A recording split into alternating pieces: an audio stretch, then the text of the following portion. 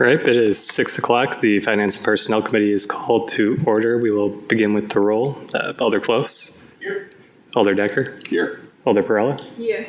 Alder Bellinger is excused. Mitchell's here. We have a quorum. Will you please join me in the pledge? Pledge allegiance to the flag of the United States of America and to the republic for which it stands, one nation, under God, indivisible, with liberty and justice for all.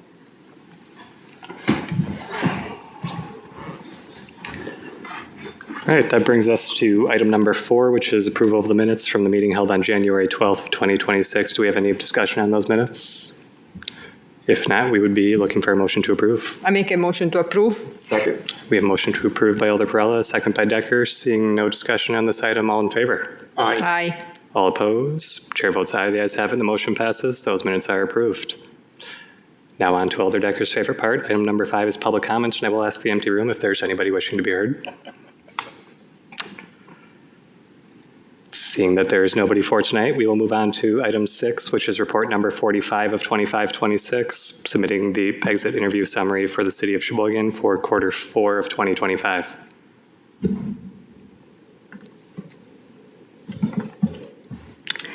Thank you.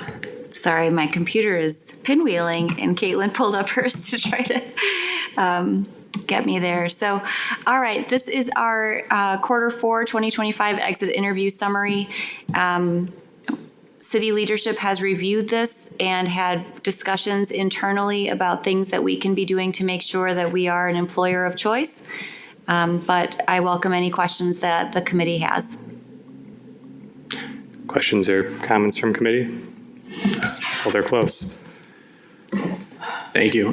So I wanted to address, there was one comment, and I apologize, I'm unable to find it right now, but about perceived inflexibility on, they had an issue where they had a family issue, an emergency family issue, and they were looking for some flexibility, but they did not see that.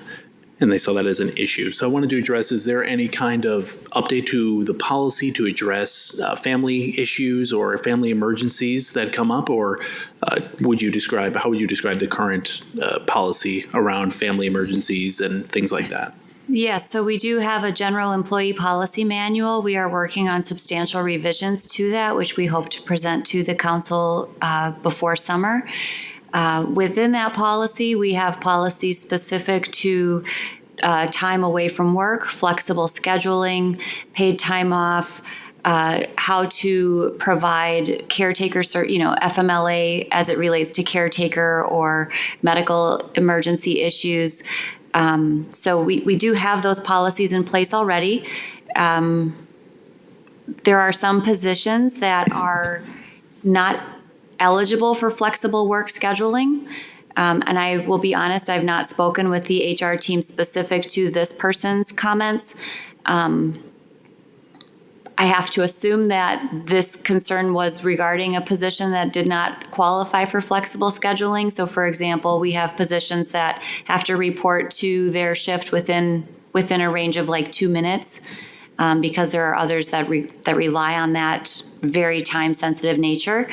So I have to assume that this relates to that, but we do have policies and we are looking at them completely from scratch. I appreciate it. Thank you. Administrator Barley, did you have? Yeah, I was just going to add, I did follow up on that one to kind of see what was the situation with that. And Attorney Majerus is correct. That was just a situation where they weren't able to be flexible within the department because of staffing levels and some issues, they had to have coverage and they weren't able to accommodate in that situation. I believe they did accommodate later on. It was just not, immediate. So we let each department head have the ability to manage their staff as they see fit. So we do allow that flex scheduling. If you'll recall, we tested out summer hours and we received very positive feedback from staff and even the public by being open earlier in the morning. That allowed us to essentially shift to that Monday through Thursday that we're open at 7 to 4:30, and then closing at 11 on Fridays, which allows more access for the public, but then allows a little more flexibility for staff to put in additional hours during the week, and then the ones that want to get work time Friday afternoon as well. So trying to be as flexible as we possibly can to accommodate life situations. Great, thank you. Any other questions or comments on this one? If not, this is a report, so we would just be looking for a motion to file. I make a motion to file. Second. We have a motion by Alder Prella, second by Decker. Seeing no further discussion, all in favor? Aye. Aye. All opposed? Chair votes aye, the ayes have it, the motion passes. That one is filed. Next up is item number 7, report number 48 of 2526, submitting the 2026 Business Improvement District Statement of Purpose dated October 9th, 2025, the BID's 2026 operating budget and 2025 special assessment listing.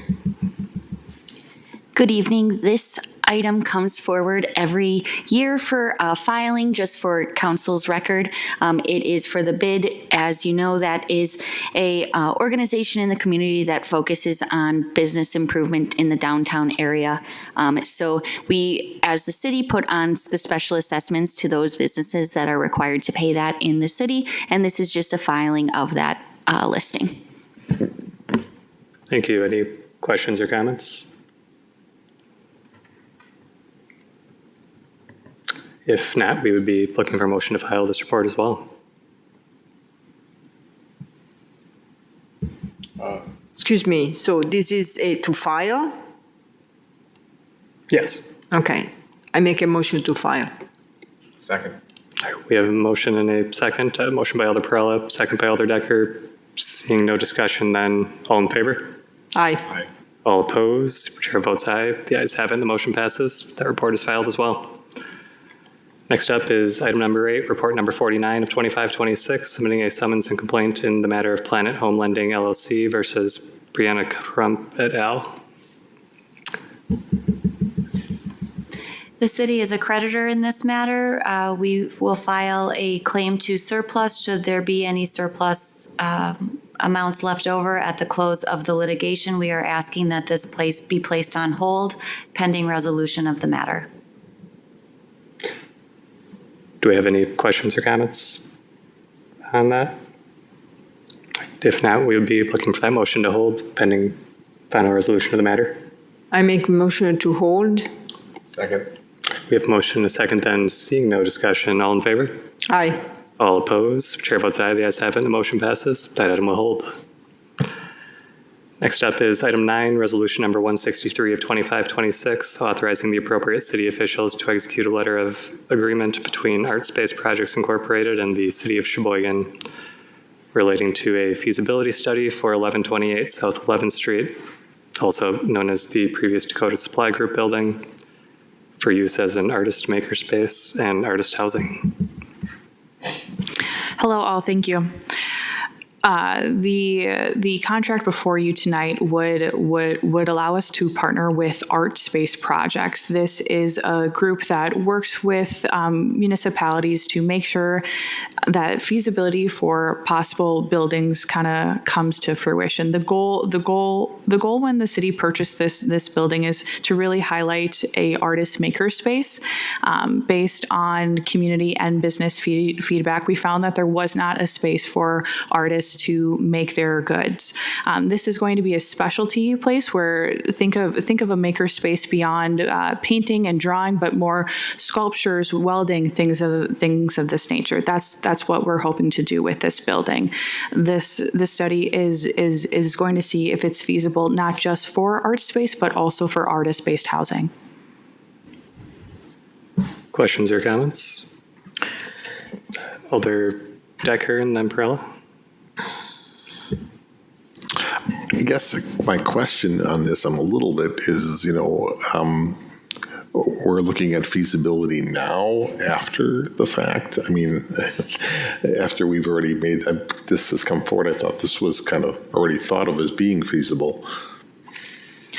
Absolutely, I can speak to that a little. The purchase was made before I got to this office, so I couldn't talk about the impacts and the things that went into that. In terms of the feasibility study will show us how much to charge for rent, how much to charge for makerspace, things of that nature. The city doesn't currently have comparisons to kind of go off of. Okay. So we are going to be the ones now, basically, that the landlords of this building. I thought this was going to be handed off to a nonprofit. At first, I think that there was some hope to partner with some nonprofits. The relationship with those, I think, has evolved as so has financial needs for that nonprofit. Just to add a little bit on that. So originally, if you recall, we had SCEDC assisting in the process, and they provided some estimates. I believe their estimate was it 2 or 3 million for renovation? 3 million. 3 million. And when they went out after we got done and did a bid to see what the actual renovations were cost, it was nearly double. So that gave some hesitation, and kind of going back to the drawing board and figuring out a better way to utilize the space, looking at bringing in more groups that would be a party to that. We've had conversations with other entities that would definitely have an interest in there, and coming up with a partnership that benefits everyone involved and best utilizes that space.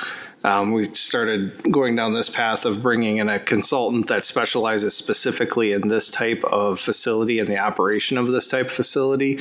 And they'll come up with a plan and work with interested parties to not only look at the short term of sizing up the facility and getting it up and operating, but also the long term of establishing that partnership between all of them and the long-term capital implications that need to be built into the modeling, things like that, based on how they're going to be using the facility. And they're also going to look at another element that we didn't look at originally, which is co-locating some housing on the site, and looking at the viability and feasibility of putting that potentially like on the second floor, so that we would have a mixed-use space that would have artist space and potentially housing mixed in with it.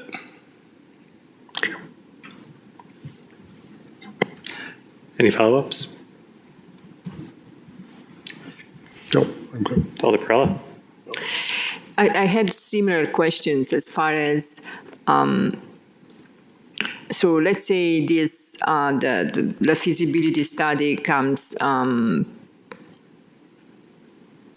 results into a positive outcome as far as the idea of the scope of this building, the use of this building. So are we already looking for, if I understood correctly, please confirm or tell me if I'm wrong, we are looking already right now for potential developers interested in this type of project, or we have already some, if I understand correctly, the previous one is not feasible anymore, so we are looking for partners on this. If we don't find a partner, we as a city, we are not going to develop this property for this use ourselves, so we are looking for partners to do that. Am I correct?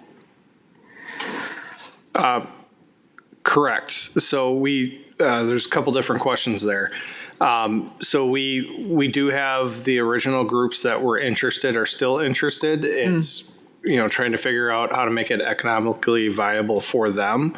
Obviously, doubling the cost puts them in a situation where it's financially not realistic. So looking at how do we shape this to where multiple partners could be involved? Is that something that's possible? Is it something that we can put housing into it and make that component a part of it? Because that was also part of that discussion. So this group specializes in this exact type of modeling. around the country. So they're basically going to come in and look at and work with the partners we already have, and then also the ones that potentially could be interested in the project. So focusing on local community organizations that are already here and established, and co-locate and try to find those synergies between their various missions and in this facility, and obviously keeping it in line with what the city intended the purchase of this property to do. Thank you. Alder Close. All right, just a comment off the bat.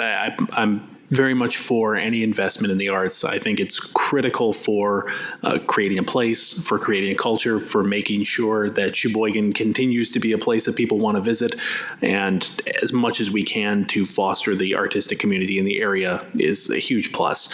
But that being said, I would love to hear more about how this place is going to be administered. Are we planning on administering it directly through the city and having different artists be hosted in this space individually, or are you exclusively looking to lease this property out to different art communities so that they can use it for their own purposes as time goes on? And how does that look over time? Will it be leased for only a short period of time on a rolling basis, giving other artists opportunities to come in and out? Or what does that look like going forward if this does turn out to be feasible? That's what the feasibility study is going to tell us. It's going to say, is this a short-term rental space? Is this long-term? Do you rent it out by room? Do you rent it out by larger space? That's something that the feasibility will outline for us. When it comes to the development of it, that's something that art space will help with. Great. Thank you. Any other questions? Comments? If not, we'd be looking for a motion to approve on this one. I make a motion to approve. Second. We have a motion by Alder Perella, second by Decker. Seeing no further discussion, then all in favor? Aye. All opposed? Chair votes aye. The ayes have it, and the motion passes. That item is approved. Next up is item number 10, resolution number 164 of 2526, authorizing the appropriate city officials to enter into a contract with Complex Security Solutions for the purchase and installation of upgraded security systems at various city facilities and amend the 2026 budget for the associated costs. Good evening. Our current security infrastructure right now for card access and cameras relies on multiple different systems. Many of these, or some of these, are outdated, unsupported, and lack a lot of the functionality that our staff needs, and does not meet the retention schedule that we need for video surveillance. Consolidating these platforms into one will really ease functionality and movements for our staff between buildings, as well as the users, the IT department that are administering those users. Excuse me.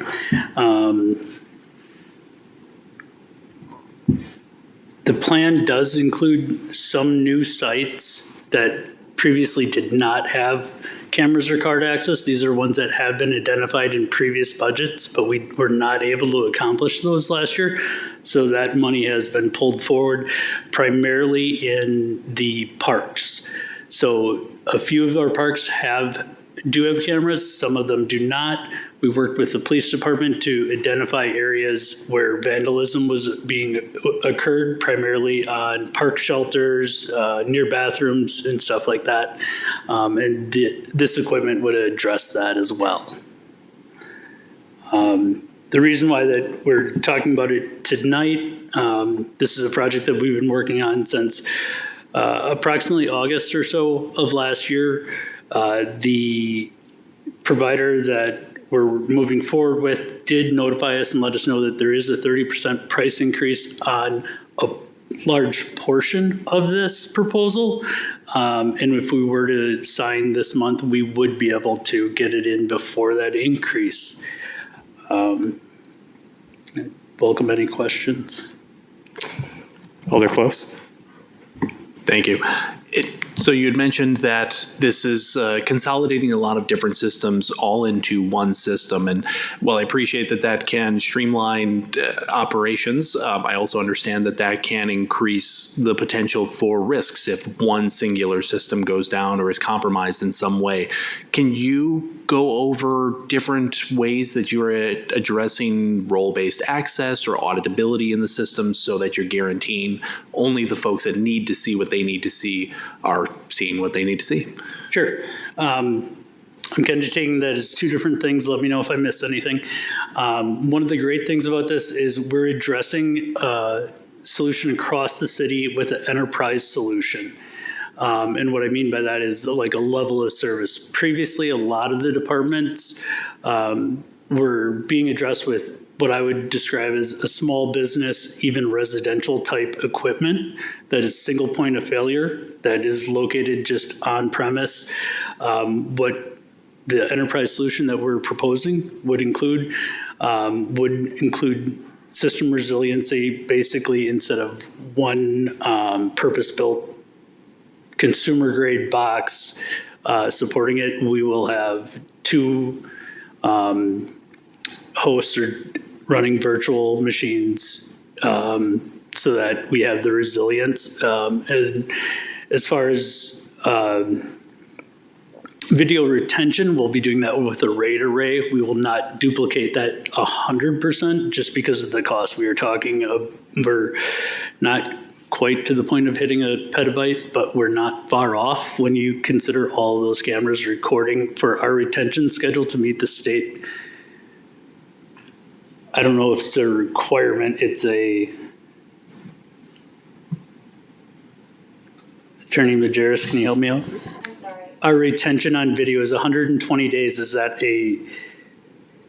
The 120 days is just the rolling retention. So if there's no issue that is recorded within the device, then it would be able to be written over after 120 days. If something is recorded that has value, for example, it relates to a municipal ordinance violation or a misdemeanor or felony charge, then whatever retention period applies to that category of information would apply. So, for example, our retention period for municipal code violations is much shorter than if there was a homicide at play, then there's a lifetime retention. So given the large number of cameras that we have in 120 days, it does turn into a large amount of storage that's required. Absolutely. Where at a number of the sites right now, we are not meeting that. This would allow for that. Could you go into more detail, and I apologize, could you go into more detail roles. about the role-based access or any auditability that you currently have employed or plan to have employed as a result of this purchase? Yes. So we will work to devise the roles and assign them appropriately. The system does have a complete audit trail. So if for any reason someone is using the system, whether appropriately or inappropriately, it is all logged. The intent and the way that we use a lot of our video surveillance for City Hall, parks, stuff like that, it wouldn't really be that someone's going to be sitting there watching it. It's more looking after the fact. If someone were to slip and fall in the parking lot and they contact us, they let us know that there's an injury or something, so that we have that surveillance up to 120 days in that window of submitting a claim or notifying us. But yes, it'll 100% audit trail. Okay. May I have one more question? And this might be directed towards the city attorney or the city administrator as well. I'd like to talk about, and this is to address concerns that a lot of folks have now about prevalent surveillance throughout areas and very public areas. You had spoken earlier that you do work with the police to appropriately place these cameras so that they're focused on areas where there's known crime issues and things like that. And I appreciate that very much. But could you speak, or anyone for that matter, could speak more to how any placement limits that are currently imposed? Is there any policy restrictions on where these cameras can be placed currently? Yeah, if you want to talk camera placement. Thank you. So the city staff is working on developing policies specific to security technology and other sorts of technology. Placement would be, and I hope I'm not overstating anything, but I believe that placement is going to be directed by a police department assessment of city facilities to identify gaps. So for example, it doesn't make any sense practically to put a camera somewhere where there's no one would reasonably have access to that area. It also doesn't make good policy sense to place a camera where someone would have a reasonable expectation of privacy. But it does make sense to place a camera in an area that is open to the public and that is able to convey information relating to that area that is helpful for law enforcement efforts or for city operational efforts. So for example, it would be helpful to have a camera in a lobby space outside of in a common hallway, right? What's behind each of the doors that goes into that hallway, whether to put a camera in those rooms really depends on what's in those rooms. But this is just looking at bringing all of the technology under a common unified system and then installing it in places that makes the most sense from a security assessment perspective, guided by the police department. Thank you very much. And just to finalize my comments, I would love to see this implemented in a way that has policies that are robust enough to make sure that we are protecting the public who are just being in public. I want to make sure that if somebody is engaged in a protest or something lawful, that they feel that their city is protecting their rights and not surveilling them unnecessarily. So I would go forward and I would approve this, but I would also just recommend to continue working on those policies to make sure that we're protecting citizens as much as we can, their privacy and the expectations of privacy that citizens have. Thank you. Just one other thing to add as far you had a question in regards to access.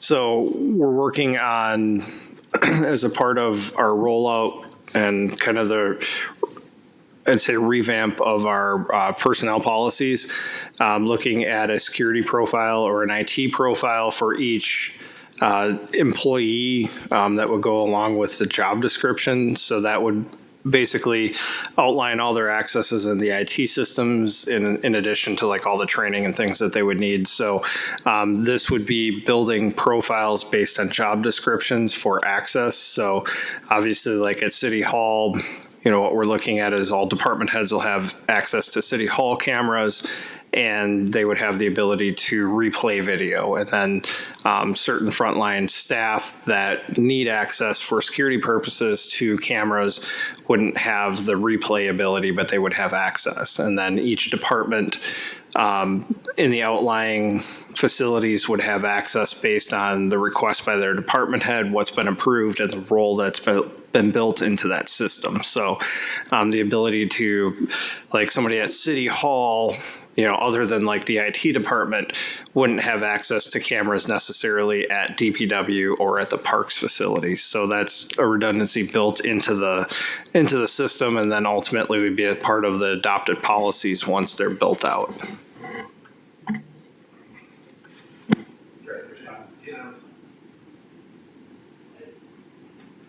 And I would take that a step further. I would recommend that using that role-based access, that making replayability or any kind of recall of the footage be contingent on approval by the city attorney or some other official, so that even department heads can't abuse being able to replay or use that footage, that some other third party is also in the loop about whether or not they're using that footage. I think having some kind of legal review of any kind of use of any footage is critical in this time where surveillance is so prevalent. Alder Decker. Yes, I had a couple of questions about the card access system. So this is going to, how far are we going as far as, because I'm really encouraged by that, to be honest with you. I'm very much in favor of the card access system. I mean, you have a card for a building, and if somebody loses that card, you just take it out of the system, and that's it. Whereas if you have a hardened key, now all of a sudden we're rekeying entire buildings. It's the expense is greatly, So I'm wondering how far are we going with card access as far as that goes? Absolutely. So at many of our buildings, we do have card access. That is one of the most outdated at a number of them that really definitely needs help. The PD, for example, their card access system is failing. It is so old that the last time that we got parts for it, we got secondhand parts because it's just not supported anymore. It's been out of life so long. But yes, you're right. Having the ability to just shut off a fob that's lost, misplaced, without having to rekey buildings is a huge advantage. We will likely develop a policy that would go along the lines with their Active Directory. So for example, if for whatever reason the HR department did not notify the IT, or IT made a mistake and didn't shut off someone's user when they left, after a period of time, say 30 days, they haven't logged into a computer, we can automatically have the system turn off their card access as well as a stopgap in case that was ever missed. This is a policy that the county uses, and they found it to be very helpful as well. I think that's thank you. I think that's the way to go. Are we going to be doing this to some of the park buildings too, or is that getting a little too far out there? Yes, thank you for the question. A couple of the parks departments already have card access. I believe it's just 2 of the shelters right now. That was part of the budget that they had last year to add that. So that is very helpful for their staff, but it's also really helpful with the rentals. So we can temporarily assign access to someone that's renting the shelter rather than giving them a physical key that could then be copied, misplaced, lost. So that was relayed to me that has been a reoccurring problem at the park. So that is going to be very helpful. Oh, thank you. Alder Perrella. How many, so we are going to standardize basically with this new system, correct? I'm sorry, what was that? We are going to create more of a standard through the whole buildings and how many, however, you also mentioned that we are going to increase the number of cameras. How many more are we going to have around in public spaces? So right now, City Hall, for example, one of the things that was identified that was a missing spot for us was the stairwells. The majority of our open spaces and the lobbies and stuff do have good coverage, but we have no cameras in the stairwell. If someone were to go into a stairwell and, for example, go all the way down to the basement and hide out under the stairs, it's likely that, well, it's not going to be captured on video. We wouldn't know about it. So there's about 9 cameras here, and then the parks are approximately 2 to 5 per shelter, depending on the size of it, which is concurrent with what they currently have. They just have a system that doesn't meet our requirements for retention and security policies. So we are not going to increase we are not going to add more cameras in, for example, parks that currently do not have cameras. We are going just to replace them where they are already, or we are going to increase the number of cameras that in the, for example, in parking spaces, park spaces. Some of the parks could get 1 or 2 cameras added based on where they've seen vandalism. But we're not adding a whole bunch of them to all the parks by any means, no. There is there is something mentioning the fact that this is to unified security system that support federated access between the city of Sheboygan and the Sheboygan County law enforcement. What does that mean? Sure. So right now, the key fobs that we use for our police and some of our firefighters that need access to the county, and there's also dispatchers that work at the county that go to the police department, which is the backup 911 dispatch center. We very frequently have to go back and forth between the city and the county, and we have to provide them updates saying, this person left, please shut off their access, or we have a new hire, please add them. Having a federated interface between the two. If you're a police officer, for example, in good standings and employed at the city, you would be granted certain permissions at the county without us having to tell them. It's basically a way of having a trusted neighbor saying, we've agreed that we're working together, and if this is a police officer here, he or she is going to have these permissions when they're at the county. And the same with a dispatcher when they come over to the PD. Primarily, those are the two user groups that it affects most. There are some firefighters and EMT that are working with the SWAT team that it affects them as well. So that applies only to access. I was rather thinking about the recordings and the cameras. Oh, the cameras? There's no plan at this time to share that access. The system could be configured to. The only place that this would make sense that I can see would be at the police department, because the dispatchers do control the Sally port. That's the garage door that they bring someone that's been detained into at the police department. They open the door for the officer and then close the door afterwards. Currently, to mitigate that for the time being, because we don't have that capability, they just installed cameras of their own at the police department, and we work with them to support that. Okay. And it will stay like that for now? I think that is an appropriate solution, and I don't see a compelling reason to share video with the county. Thank you very much, and thank you, Chair. Any other questions or comments? Thank you. Just really quick from my end, no questions, just comments.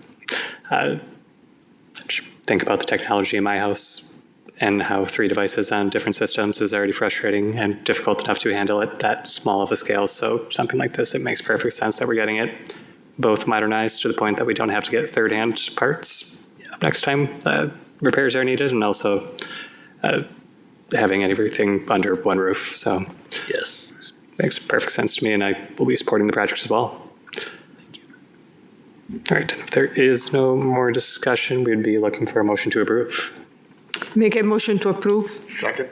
We have a motion by Alder Perella, a second by Alder Decker. Seeing no further discussion, all in favor? Aye. Aye.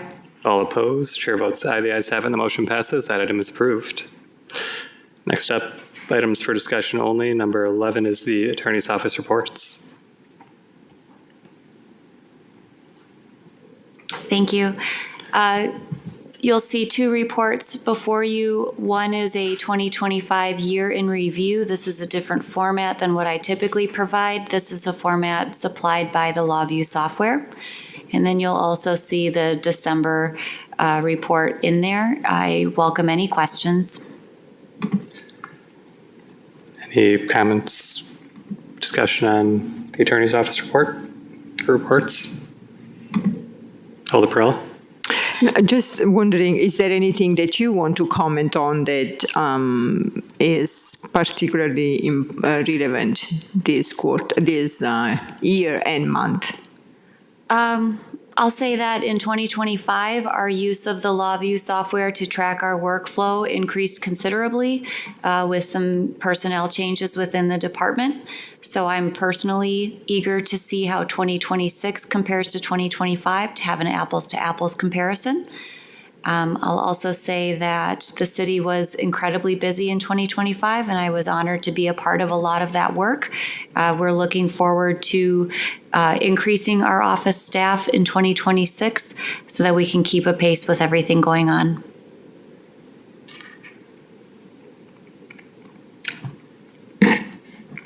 Any follow-ups, Alder Perla?